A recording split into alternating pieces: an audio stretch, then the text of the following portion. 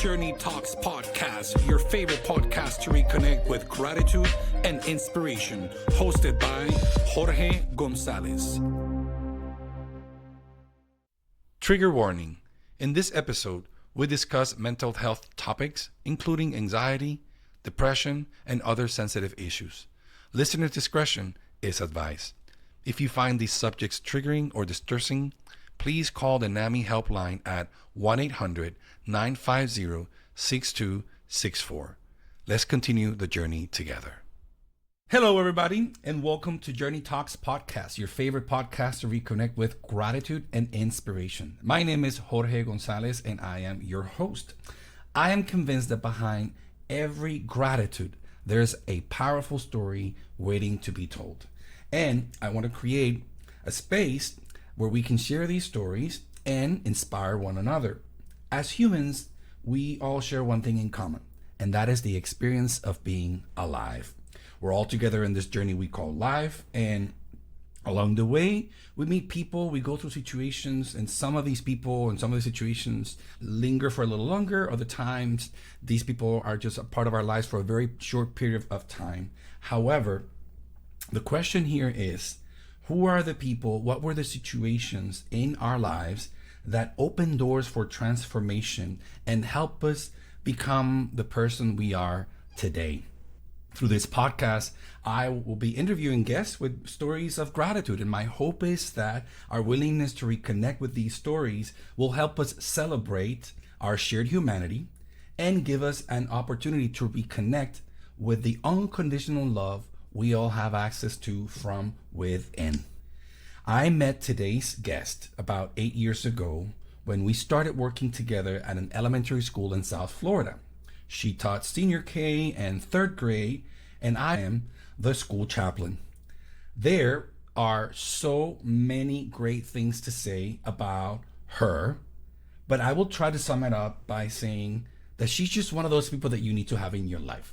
She's smart, funny, she's witty, she's creative, an excellent thinker, an amazing educator, a dog lover, my favorite people, and should I say, an organizer virtuoso. After being a teacher for 15 years, she took a huge leap of faith and changed her careers. Today, she is the owner of Marley Does It, a company specialized in organizing all kinds of spaces, offices, home, kitchens, closets, garages, you name it. She is your person. She is an artist, an interior designer, a mural painter. With a unique gift in maximizing spaces and functionality, Marley loves taking on complicated projects and turning them into amazing spaces with positive energy and efficient workflow. Without further ado, please join me in welcoming my good friend, the one and only Marley Benezra. Marley, welcome to Journey Talks podcast. Thank you so much for having me. I'm so excited. So what's going on with you lately? I kind of introduced you a little bit, but I would let you say a few words about who are you, what's going on in your life lately. So I have been getting back into Marley Does It, my company that I started about 1.5 years ago. I took a little bit of a break. I had a surgery recently that's kind of reminded me that I need to slow down a little bit, but I've kind of gotten back into it. I'm working. I'm enjoying life every day. I'm just kind of going with the flow. I'm so glad that you're here. This podcast is all about sharing stories of gratitude, but the kind of gratitude that comes from moments of transformation in our lives. I'm actually very interested in what's behind each other's stories. And I think what you do actually is so special, helping people and organizing their spaces and their daily lives, that I'd be so honored if you could open your heart and share some of your stories of gratitude with me and our audience. Yeah, are you down for absolutely. it? All right, let's go straight at it. Marley, what is gratitude for you and what is your relationship with it? So I was a prior teacher for a very long time, and part of what I taught to these children were values and being thankful and having gratitude. And, I always felt compelled to teach it a certain way. We are thankful for our family. We are grateful for what we have, for our health, to have a house and things like that. And I've always kind of just followed that myself in the same way, as cliche as it sounds, because that's just what I've been taught myself when I was younger of what being grateful is. But I feel like, truthfully, I didn't really understand what grateful meant until recently when the little things started to feel like big things. So I started appreciating those little things so much more, just like walking in the morning to get coffee with my husband rather than driving in an hour traffic to a corporate job that I'm miserable at. It's sad to say, like, I really only started finding things that I've been really truly grateful for recently, and I'm 34 years old. I totally get that. I really resonate with the fact of how the older we get, we just gain a greater sense of awareness that allows us to appreciate life in the present moment in a remarkable way. And there's no way of explaining it other than going through it. Totally get it. The gift, because it's a gift of going for a walk with your spouse or with your partner and to grab some coffee, just to have that moment. For the rest of the day, you might not have that opportunity, you know? And you get to receive that gift, and being present with one another is very, very, very special. Thank you for sharing. So Marley, I have a bunch of questions for you. And this question might be like cliche, like you say, but it's actually, I don't think it's superficial. I think it's genuine, it's authentic. My question to you is, what are you most grateful for at this point in your life? So, I mean, I tried to really think of a good answer, but I think the ability that I now have to choose my own outcome in life, or to think that I have the ability to choose my own outcome, is really like fascinating to me. I recently had the surgery and I was able to choose that I wanted to rest. I'm able to choose when I want to work. I'm able to choose if I want to travel. I'm able to choose if I want to take on a new adventure. It's kind of like my independence. And for me, independence is a core value that I have. I don't think that a lot of people have that ability or drive to be independent. And I think it's based on their upbringing and things like that. I feel like my independence just is, I'm able to do things on my own and I can create my own choice, my own path. And I'm just kind of like one of those people. I work, I'm determined, but I can decide if I don't want to. Yes, we don't know the power of choosing. I think it's interesting that that's your answer. You know, choosing my outcome in life, being grateful for that. I think this says so much about how in tune you are with who you are, your needs, and how can you show up better in the world, and how can you protect or care for yourself in ways that you can, and it will prepare you to move forward and to grow. I don't know if that's the route that you're also Yeah, taking because this. even if I'm not necessarily making the right choice, it's just knowing that my choices result in an outcome, whether it's good or bad, and it's a new hurdle for me to accomplish, whether it's a challenge or if it's a success. You know, it's like I'm creating the path of my life and I'm not just going on this routine thing. You know what I'm hearing in your answer, Marley? I'm hearing that somehow you have access to grace, to self-love. Like you're giving yourself space for that. And I think it goes back to choosing. It goes back to the power that all individuals have. I mean, ought to have, right? Because the truth is that not everybody have those opportunities or find themselves in those circumstances. But for whomever it's able to do that, or for us to help others to find ways to connect with that, I think that's fascinating. Thank you for sharing. Marley, can you think of someone or remember a situation that you went through and now looking back, you realize that you know yourself better because of it? You know who's Marley at her core, or at this very moment in your life, you know who she is? Yeah, so a lot of people always ask me, like, how are you so organized, or how are you so creative, or how are you so like independent? And honestly, I grew up in a childhood environment where I needed to be self-aware in order to survive. My mother was very ill physically and eventually mentally when I was younger, and she was very open with me about the reality of her maybe not being around forever, and that I needed to learn to take care of myself and I needed to be able to do things without her help. And obviously my father was there and I had other support, but for the most part, it was just me and her.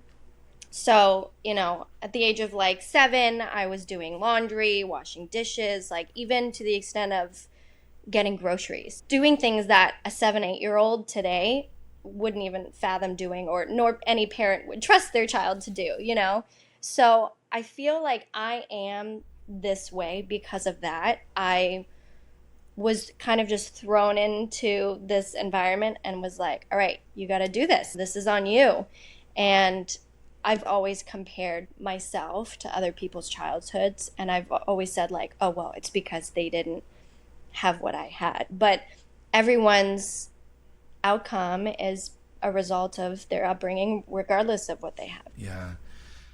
First of all, thank you so much for being so honest and sharing and being vulnerable, right? Sharing such a deep part of your story. I can only imagine what was that like for a Marley at being 7 years old and carrying these responsibilities. Can you tell me a little bit more about the process of you looking back to that young Marley as a child or perhaps as a teenager? We said earlier that the older we get, we have a greater sense of understanding and self-awareness. Can you expand a little bit more about that relationship that you now have with yourself, with the young Marley that had to learn so many things at such a young age? I mean, I am so proud of that, Marley, because that's not an easy thing for any child to do. More or less, grow up with having a sick parent and having to experience that and watch that and the aftermath. She did pass away when I was younger. And it was at a young age where I did understand it, but I almost felt that I was prepared for it because of her. It wasn't a shock. It was like gradually leading up to that. So, and me now as an adult, I feel that I come to terms with things much easier because I just kind of, it's like a mental preparedness. And I find myself, or I try to think of myself as a strong individual because of all of that stuff I had to deal with when I was younger. Yeah. You said something so beautiful, and it's alluding to your relationship with your mom. And that's what you said. You said that she prepared you for it. Can you tell me more a little bit about it? We were very close. I mean, as any young girl would be with her mom, especially when you're with her through this time of her being ill. I was exposed to a lot of things that I probably shouldn't have been exposed to, but I think that's what makes me so like okay with hearing certain things. I am only human and I do have emotions, but I feel like I have the ability to control it. I did get along with her very well, but like I said, she did suffer things that kind of affected her mentally. So sometimes she wasn't the mom that I was accustomed to getting along with, and she was a different person. Again, that's probably something that not a lot of people have to go with when they're younger.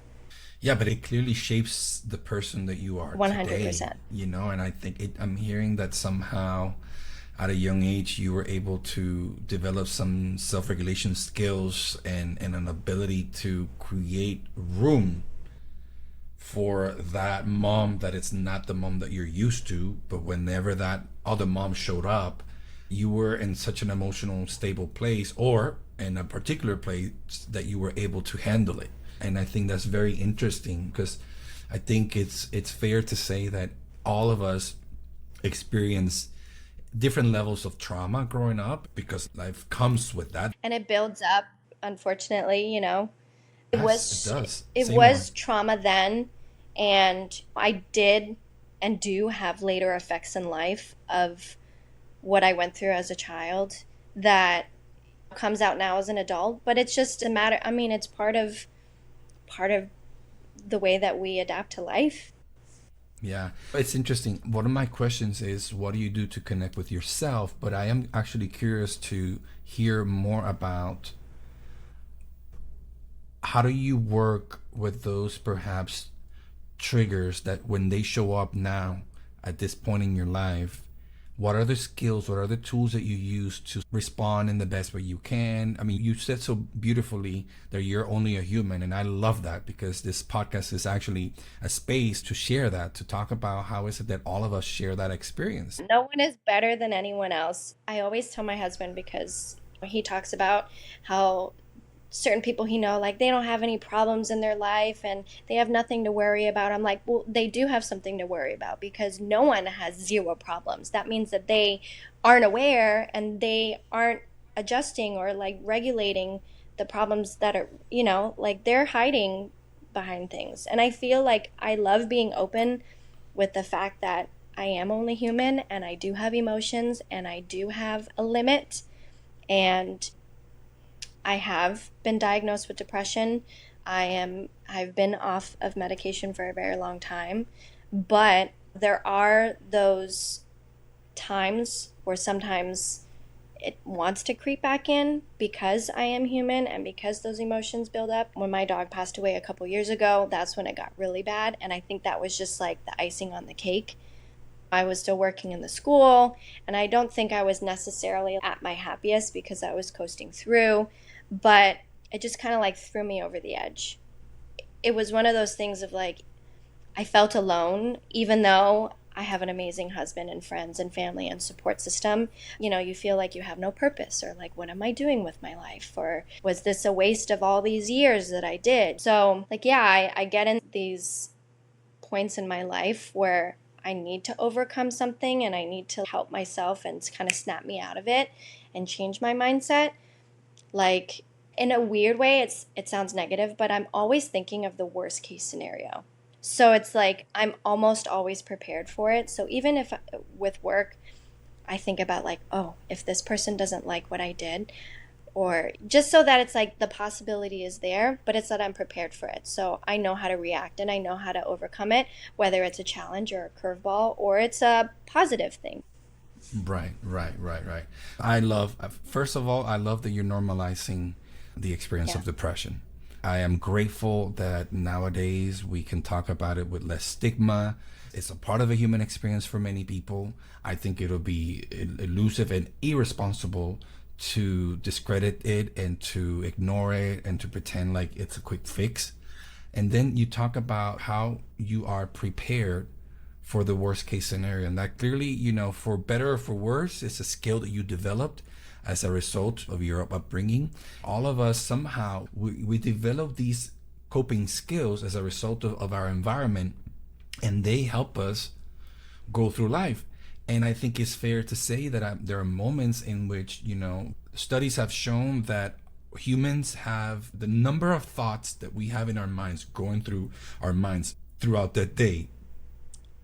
They tend to lean on the negative side rather than on the positive. And so I think that's part of being human. And so the truth is that we are in survival mode, in many ways. And so having the self-awareness of understanding, oh, yes, I am prepared for this, but this preparedness or this readiness that I have, I am very aware that comes as a result of XYZ in my life. And so when it shows up, or when you have to use that tool, you have a better relationship with that part of your personality. And I love that you're so willing to discuss this with me and to share this with the audience, because that's part of a journey. And so Journey Talks is not just a space to share beautiful stories of, oh, life is beautiful and my life is going well. No, I've been very fortunate to have guests like you that are willing to bring also the areas that have been challenging in their lives, and they're willing to make them part of the whole package. And I think that when we do that, we give ourselves a gift. And so I just want to commend you. I want to thank you for being so willing to do that with me.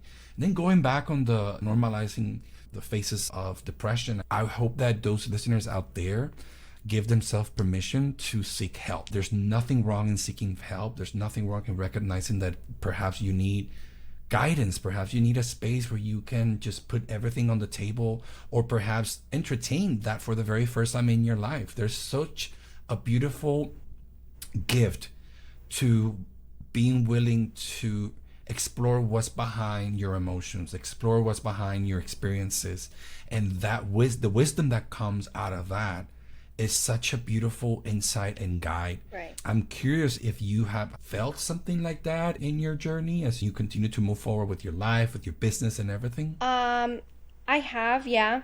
Like in terms of like connecting with myself, it took me a while. This journey that I'm on right now, I got used to comfortability. I was a teacher for a very long time, and I was just used to the same old routine every day.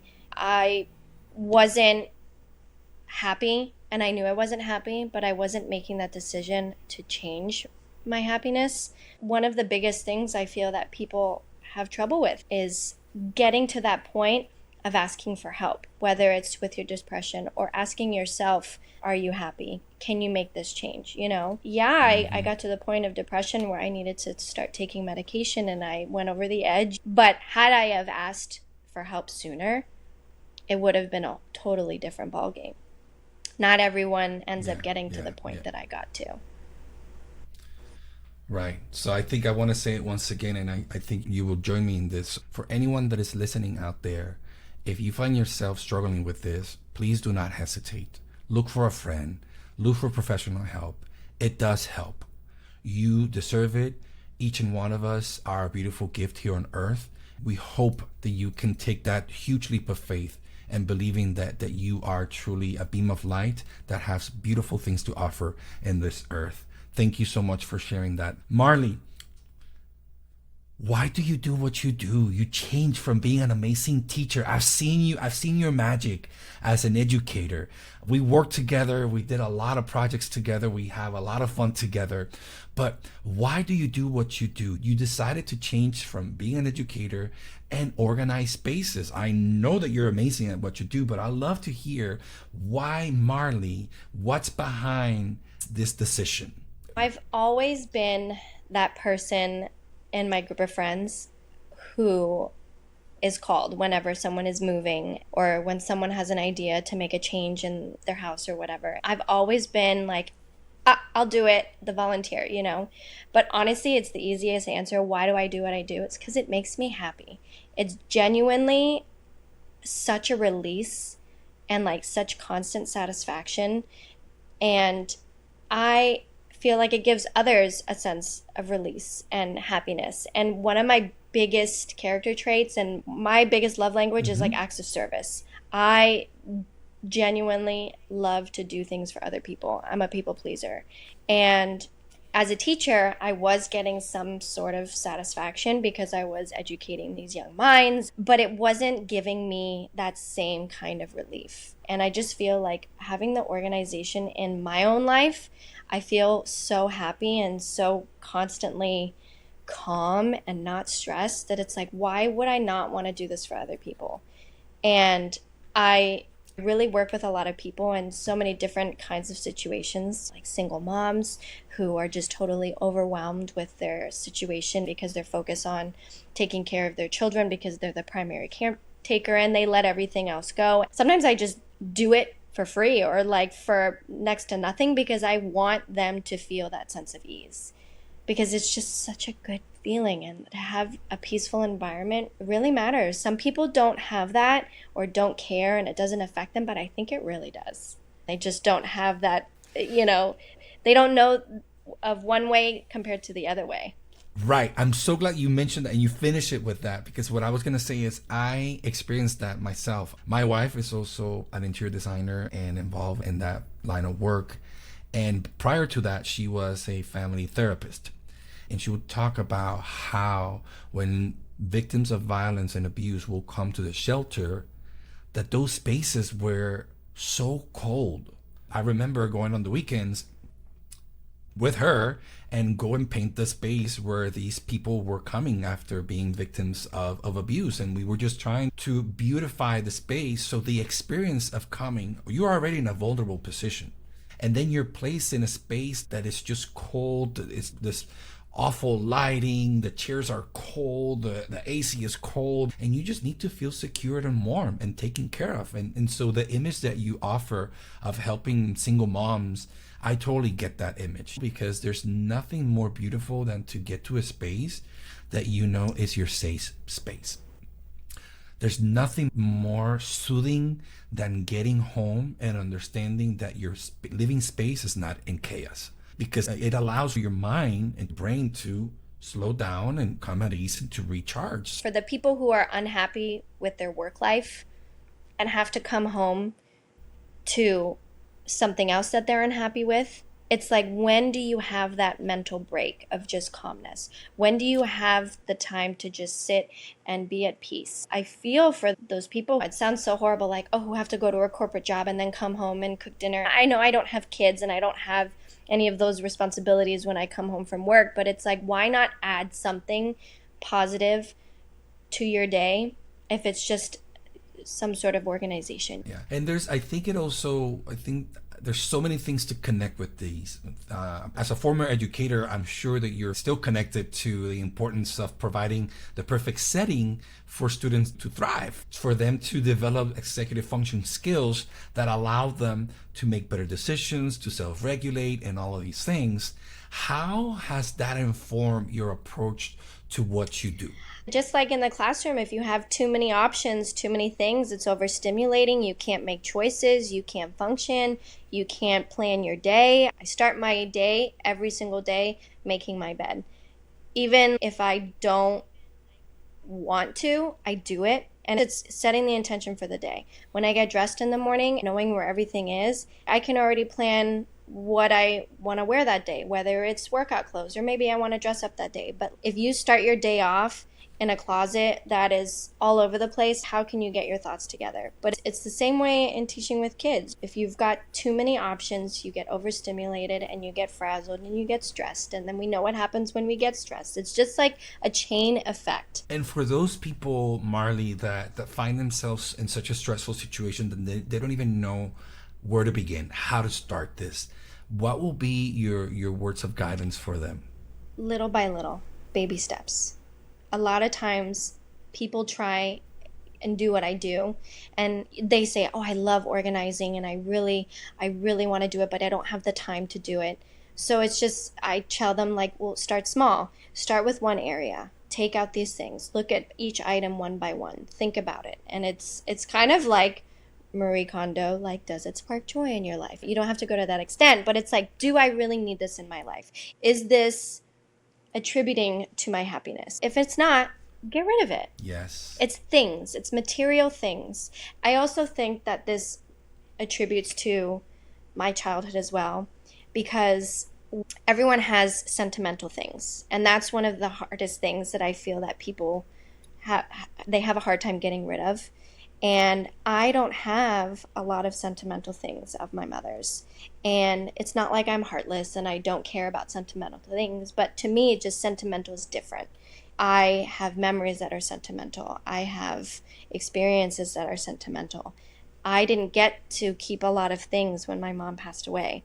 So when I see these people who have hordes and boxes of sentimental things, I try and relate to them and to make sure that, like, I'm not being disrespectful of, like, we don't really need to keep this, but try and, like, come to terms with, is this a sentimental thing worth keeping, or is this a sentimental t-shirt that you wore one time in college that's rolled up at the bottom of your closet? You know, let's really talk about the value of these sentimental things. So I always just try and really tell people to be mindful of the things that they're keeping, because in the end, it doesn't come with us. It's just there. Right, right. And would you say, because I've heard this in the past, that they're not only taking physical space, but they're also taking energetically and mental space for you as well. What would you say about that? Yeah, I get that, because there's people who they feel bad and they feel guilty for getting rid of something that they've held on to for so long. And just because you're getting rid of something or making space for a new memory doesn't mean that you're forgetting that thing. You know, you don't have to just keep this item to keep that memory, that sentimental thing. I just feel like sentimental is so much more than an item. Mm-hmm, mm-hmm. Well, this I want us to reel us back to this whole theme of gratitude. Do you have any gratitude stories from your clients, perhaps testimonies or personally yourself, that you can connect with gratitude as a result of what you Yeah, do? I always go in with an intention of, okay, I know that I'm going to impress the person who reached out to me to fix whatever, but it's always one person. It's never like both of them who are like, we want this. So there's always one who's like really into it and really excited, and the other one is kind of like, we could do this ourselves. So whenever I go into these projects, my goal is like, I want to impress this person that isn't about organizing or who doesn't really get it. 100% of the time when I finish, that person is like, so when are you coming back? And it's like so rewarding because they just get it. Like I said, there's some people who don't know the before and the after. They've never experienced of what it could be. So they're just like, I'm okay with how it is for now because they're with that comfortability. They're used to being comfortable in the same environment and they're not accustomed to changing. It always like it makes me feel so good when I get everybody on board and everybody's super happy because what I do is hard. Like it's not just going in and just like shifting things around. Like I go through every single item. I categorize every single thing. I look at everything. It's really nice. I mean, I was talking about the single moms that I've worked with. I've worked with more than one, but there was one that was so grateful because her life is her daughter. And you could just see the love that she has devoted her entire life to her daughter, but she forgot about herself. It was the silliest thing of just doing her closet. But when I finished, she was like, I see clothes in here that I haven't worn in forever. And I'm like, you get to dress up yourself every morning instead of wearing the same things. And she had beautiful clothes and she's a beautiful woman. Now you've got your personal space and you're not taking away from the love and the time that you want to give to your daughter, but now you can still give yourself love. And I really felt that I helped her a lot. And she made me feel that I helped her a lot. That's so powerful. Thank you for sharing. I think there's something special to allowing yourself to shift the energy. Do it. Otherwise, the energy and the vibe gets stagnant, and then we find ourselves stuck or with lack of motivation when perhaps just shifting a thing or two in your living space can just spark. All right.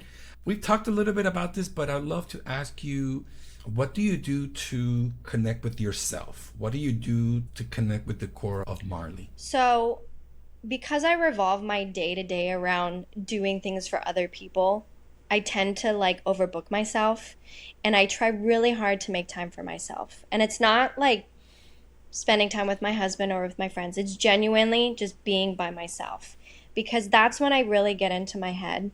I create scenarios in my head and I kind of talk to myself, and it's like I talk myself up, I talk myself down. I work on game plans. I think of my next moves. I think a day away, a week away, a year away. Even if it doesn't happen, it's like I'm just kind of getting it into my head. Like I said before, of like thinking of the worst case scenario. I just kind of like do a play by play of what's happening in my life right now. Am I happy with this? Do I kind of want to change? Like, I talk to myself in my head and I go for walks. I really try hard to disconnect. Even if I'm not disconnected and I am on my phone, I'm still in my head and I'm thinking like my next move. The whole thing is asking myself, am I happy? Because for a very long time, I wasn't happy. And I was just doing it because I felt that that was what I was given in this life or what I was supposed to do. That was my calling. And so now I'm just constantly checking in with myself. Like, are you happy? Are you doing what you want to do? Are you going to keep going with this? Do you need to make a little change? Do you need to tweak this? And it's just kind of like that, playing scenarios. Yeah, it's I'm sure you've heard it before, and our audience have heard it before, but it goes back to the expression that the most important relationship is a relationship with yourself. You know, Journey Talks is precisely about that. I want to create spaces where we can just have these kinds of conversations, and I love to ask people questions about what do they do in order to find that balance in life, because I think it's fair to acknowledge and respect that we will have different answers and that people will develop certain practices. What's interesting, in my opinion, is to notice how there's certain practices that deliver something in special. And by that I mean the importance of breath work, meditation, going for a walk. These are practices that ultimately help you to connect with a deeper aspect of your psyche, your heart, your energy. And some people find that through spirituality, other people find it through physical activity, other people find it through the arts, reading, intellectually, right? But I think it's just so fascinating to see the similarities, because you answering me this question is just once again reaffirming the importance of cultivating that personal relationship with yourself. That is so important. The other question that I have for you is, how do you access self-love in moments of need? I mean, I try and remind myself that I've been in lower places and that I have been at a, like, you can only go up from here, that kind of thing. So it's kind of like snapping myself out of it and telling myself, you are strong. You have been in a higher place. You have been successful. You have been this. It's like positive affirmations, not necessarily saying them in the mirror every morning, but it's just like getting that quick little thought of like, okay, I was at a bad place. I have been better though. And I did get better. And it's just constantly reminding yourself that you have the potential to be in a good place. Do you try to put some protective factors in place? I mean, life happens, but do you try now, after going through different experiences, are there certain things that you try to, and you kind of do mentally, looking at the scenarios in your mind, but are there certain ways in which you try to protect your heart now that you have an understanding of who you are? What are some of the protective factors or boundaries that you try to implement in order to continue to put yourself in a position of growth? I do have a tough barrier around me, and I have always since I've been younger. And I say that that's what protects me in a way, but sometimes it prevents me also. Because I have that guard up. So it's just a matter of allowing myself to have those emotions and to break down and to feel afraid. And because that is part of self-love too, is knowing that your body has its limits and your emotions do have to come out eventually. So even though I try and pride myself as this really strong person and, you know, I've got an under control now, like I really don't. No one has it under control. Am I aware of it? Am I now like able to try and talk myself out of things or talk myself up to things? But it's scary though. Yeah. You know what that reminds me of, Marley? It reminds me that growth is not linear. We still operate with the mindset and the idea that growth is linear and that it should go up all the way. But life is not like that. No, life is not like that. The journey is like a wave. It's going to knock you out and you're going to have to come back again, but you're still riding that wave. And I think if we all give ourselves permission to explore that, I think our world would look better. I think our relationships will be better. And I love to hear stories like yours, because they're not separated from the struggle. On the contrary, the struggle is what makes us access that truth. And here you are, and I think what you do is phenomenal.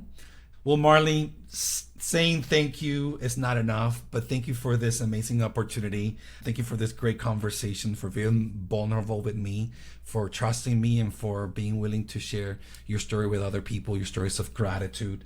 Friends, this is another episode of Journey Talks Podcast, your favorite podcast to reconnect with gratitude and inspiration. I look forward to connecting with you in our next episode. Thank you and take care. Thank you for watching. Make sure you like and subscribe to our channel. Share your feedback, hit that notification bell, and let's keep the conversation going.